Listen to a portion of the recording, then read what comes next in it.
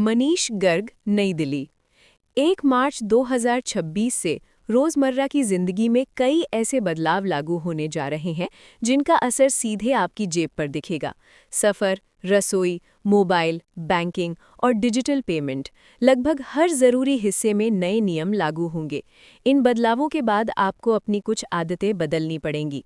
अगर पहले से तैयारी नहीं की, तो छोटी सी लापरवाही भी आपकी जेब खाली कर सकती है। चलिए आपको एक-एक करके बताते हैं कि क्या-क्या बदलने वाला है।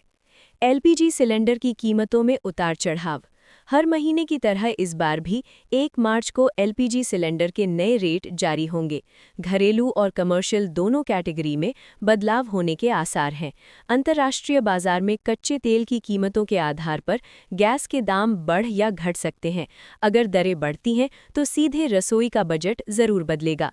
मिडिल क्लास परिवारों के लिए ये बड़ा फैक्टर है, क्योंकि गैस खर्च महीने के तय खर्च का हिस्सा होता है। होटल और छोटे कारोबार भी कमर्शियल सिलेंडर के दाम से प्रभावित जरूर होंगे। ट्रेन टिकट बुकिंग का नया सिस्टम। सबसे बड़ा अपडेट रेलवे यात्रियों के लिए है।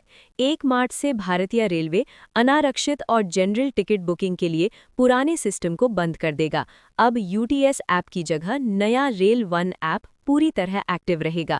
प्लेटफॉर्म टिकट भी इसी से लेना होगा, यानी स्टेशन पर लंबी लाइन में लगने या पुराने ऐप पर निर्भर रहने का ऑप्शन लगभग खत्म हो जाएगा। जिन यात्रियों को रोजाना लोकल या शॉर्ट डिस्टेंस सफ़र करना होता है, उनके लिए ये बदलाव बेहद अहम है।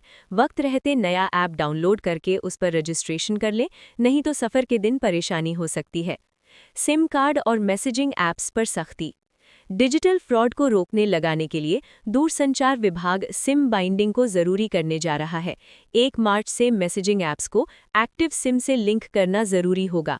उदाहरण के तौर पर व्हाट्सएप और टेलीग्राम जैसे प्लेटफॉर्म पर अकाउंट तभी पूरी तरह काम करेंगे जब वो वैलिड मोबाइल नंबर से जुड़े हों। मल्टी डिवाइस यूज़ और वेब लॉगिन पर भी एक्स्ट्रा वेरिफिकेशन लागू हो सकता है।